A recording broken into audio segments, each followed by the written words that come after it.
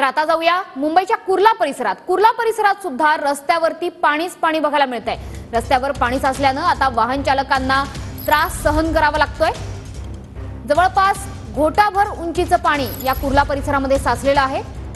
आपले प्रतिनिधी गिरीश गायकवाड सध्या आपल्या सोबत आहेत। गिरीश, मुंबईला आता हवामान खात्यानं मुसळधार पावसाचा इशारा दिलाय। सध्या कुर्ल्यात काय परिस्थिती आहे?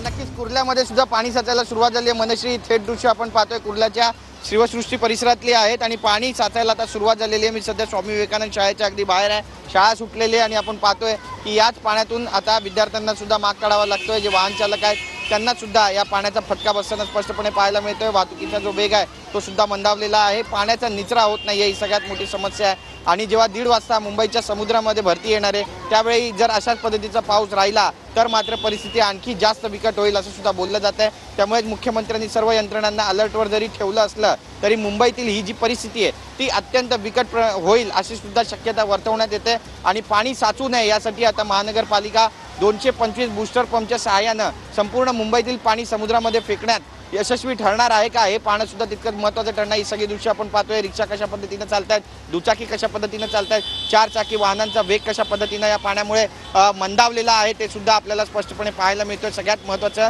म्हणजे कुर्ला परिसरामध्ये जो नाला आहे त्या नाल्याच्या वरती झाकण टाकावं, तो बंद करावा अशी मागणी गेल्या अनेक वर्षांपासून मुंबईकर करतायत, कुर्लावासी करतायत। मात्र प्रशासनानं बऱ्याच वेळा त्याकडे सुद्धा दुर्लक्ष केलेलं आहे। हेच पाणी नाल्यातून थेट रस्त्यामध्ये उतरतंय आणि अशा पद्धतीने त्यामुळे रिपोर्टिंग करताना तुम्ही देखील काळजी घ्या। तुर्तास धन्यवाद या माहितीबद्दल।